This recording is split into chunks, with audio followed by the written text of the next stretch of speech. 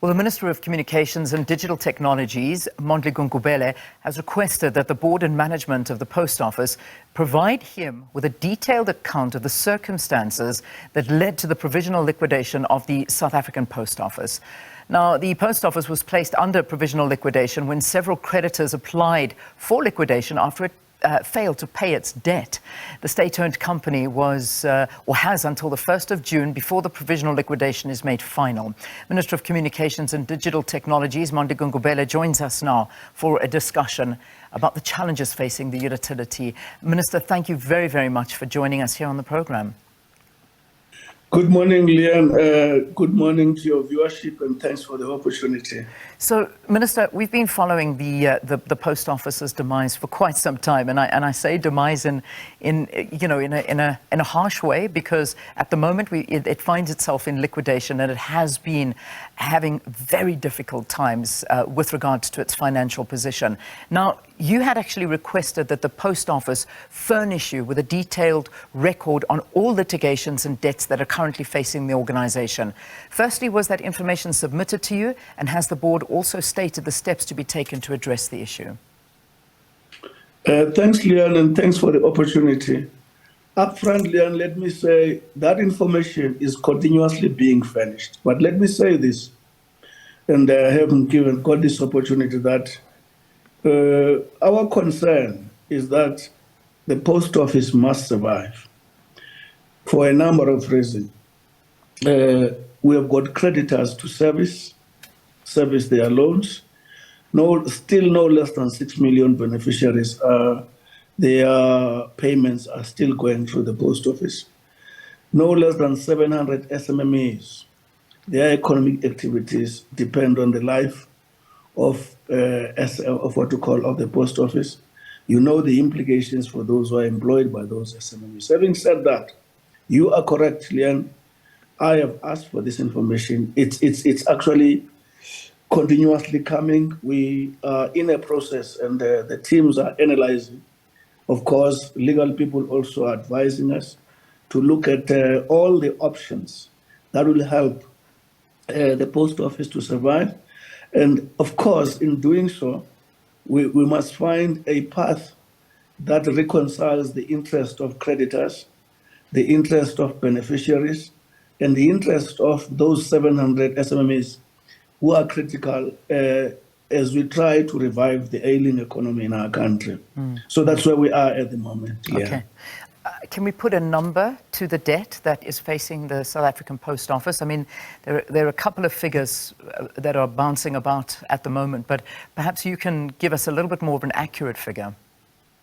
I've taken a view, Leanne, because there's a time I thought I had the figure, and the more the real interrogation of these issues are coming, the more I prefer to be very careful about the figure. But all I can say, as a matter of fact, we've been provisionally liquidated, and we've got options until June to decide what direction we'll take. Yeah. But that is what you call, in other words, that is a fact. Yeah. I mean, many people are saying, and many entities are saying, that it looks like it's beyond redemption, and that's quite a harsh thing to say about a post office that I suppose formed, and I do say it almost in past tense, it formed an integral part of our lives in a country. But it seems that people have learned to live without the post office. And I know you have a plan, however, where you've basically said that you've developed a bankable strategy to transform the entity, make it profitable once again, and you want this post office to remain and still be an integral part. What is the vision reimagined? I mean, what do you want to do with the post office when, as I said, South Africans have just learned to live without it? I've inherited, Leanne, that plan, which was adopted, the cabinet, which I am a member of. That plan was presented by my successor. We've analyzed that plan, because what that plan seeks to do, amongst other things, is to actually make post office method of work to be relevant with regard to how services are rendered these days. In particular, as you know, that a lot of people have moved away from hard letter, hard email, hard sort of stuff. A lot of people now have gone to receive the information, news, and everything, and messages through digitization. So there's a lot of modernization that plan does to actually make post office relevant, in particular to the historically disadvantaged community, people who are in the outskirts, who are not in Joburg, who are not in Cape Town, or not in Durban. They would still need the post office services because there's a cost involved. Now, post office is required to modernize, but modernize in a manner that ensures that affordable delivery of services to the poorest of the poor are still there. So those are some of the elements of that business plan which Cabinet happily endorsed. I mean, you've also engaged with critical stakeholders in dealing with the placement of SAPO on provisional liquidation. What has been the outcome of this engagement? We are at the initial stages, Leanne, of that, because you see what was critical is that the post office and its leadership give me this information I need together with the department so that when all the facts are at my disposal, as you engage with the affected parties, you actually make sense in terms of the facts so that whatever views we have, they actually must be supported by the facts at the disposal. And those facts must be the facts that are agreed to by all involved. The problem is the effect that it has on so many South Africans. I mean, stories of pensioners queuing for not even hours, for days now, to try and pick up their pensions, and also SASSA grant payments. You know, these are things that the basic things that are not happening anymore, and people are being left in a desperate situation. Besides that, there, of course, is the staff of the South African Post Office. Some would say, what do? They get paid, but what do they actually do? I mean, when you see the delivery of mail, that efficiency has gone down. It keeps on dropping every single year, the effectiveness and efficiency of mail deliveries. So perhaps let's talk about the effects on South Africans and their day-to-day lives. Just last night, Leah, I had a session in particular with regard to the payment. Payment involved management of the expiry of the cards. That one is being processed by the Post Bank, and there has been there's been a gap in ensuring that beneficiaries, their cards are updated so that you attend to the expiry date so that the cards remain viable. There has been successful interventions in as far as that is being corrected, that the current cards that they have be given some extension. In other words, use other methods in as far as that is concerned.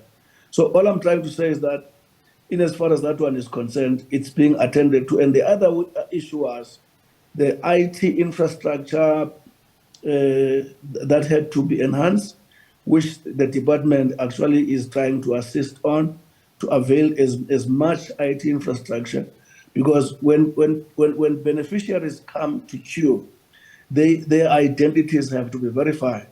But if the connectivities, which is affected by a number of factors, even including the load shedding, when those happen, you need to ensure that there's a complementary intervention in as far as connectivity is concerned. So the department is making huge intervention in as far as that. In as far as the current situation is confronting us, I was satisfied with the interventions that are agreed by both the SAPO and the department on how to mitigate the current situation in as far as specifically the payments are concerned. Yeah, I mean, Minister, obviously we heard at the beginning of the year that there is the Finance Ministry Treasury giving 2.4 billion rand to the Post Office, but I know we haven't set an amount for exactly how much the Post Office owes, but it's at least 4.4 billion rand. That's the minimum. So, I mean, this doesn't even remotely cover it. Would government even consider bailing the South African Post Office out again with all of the debt that is there with them? Well, with a viable business case going forward, it must be possible to assist the Post Office. But in the absence of the business case, viable business case forward, it's going to be difficult to that, because if you do that, you would be committing towards the leakage of the South African taxpayers, and with no light at the end. That's why we are happy with the business strategy that the cabinet adopted and Treasury committed to fund with regard to of the post office of tomorrow. That is a matter that must work, but it will not work until we have sorted out the underlying reasons that have led to provisional liquidation. Okay, Minister, I'm going to squeeze a couple of questions in. I can see the time is not good at the moment, but I'm going to be sort of quick with the questions if you can answer them quite quickly as well. That's so, fine. Mark Barnes, we had him on the show earlier. I'm sure you're very familiar with the fact that he said he's presented, I mean, he was the former CEO of the Post Office, presented to government a proposal to save the Post Office and and saying he could turn it around into a national treasure as it still stands. Have you seen the proposal? Is this anything that you would consider? No, let me put it this way, Leon. I've always read about Mark Barnes' articles before I came to this department. But having said that, as I analyze the historic background, that seems to be guiding what led to where we are. Mark Barnes' story is a story for another day, because during his tenure, he would have been given a certain amount of money to save the post office. It's a matter that I don't want to speak about it now, because it has a potential of diverting us. Okay, all right, fair enough. Then two more issues to go. This is quite a big one, because we're going to be talking about it in the next hour of the program as well. The Democratic Alliance on Wednesday claimed that the ANC government has blocked Elon Musk from launching Starlink in South Africa. Let me get it from you. Did you block Elon Musk from launching SpaceX's satellite-based Starlink internet service in South Africa? The claims are that he needed to be BEE compliant, that he needed to give 30% of the company to, well, as media reports have been saying, to the ANC in order to work in South Africa. He refused and doesn't want to be a part of this anymore. Is there truth to this? What is going on with Starlink? Let me say, Leon, that is not the item on my table at the moment. It's an item that I read. I see it in the newspapers. And I'll be very careful as a new minister to make comments with regard to that. Okay, so you'd rather not comment on that issue. Can we get you back to talk about that at a time that you've become familiar with it? Naturally, you have made me curious, Leon. I have to follow it. Yeah, please do, because it's a very important one. And I mean, being Minister of Digital Communications and knowing that there is an opportunity for a lot of South Africans to access internet at a very reasonable, if not free price, could be a great solution for us. Then finally, while I've got you here, we know that the SABC board was appointed 2 days ago. Can you confirm, because word is here that letters of appointment have still not been delivered to those board members. Where are we with this? They received the letters yesterday. Provisionally, we hope to have a welcome function with them, I think, around Monday. It was gazetted. They received the letters yesterday. I wish they could have received them even earlier. I know they've got the letters now. All right. Thank you for confirming it. Minister, got to leave it there. That's the Minister of Digital Technology, Communications and Digital Technologies, Mondli Gungubele, speaking to us about the dire financial state of the South African Post Office, the letters that he says have now been delivered to the newly appointed board members at the SABC. This was yesterday. And Starlink, that's a big one. We'll talk about it in the next hour here on the program. And Minister saying he's going to look into that and want to find out more about it. So there we go.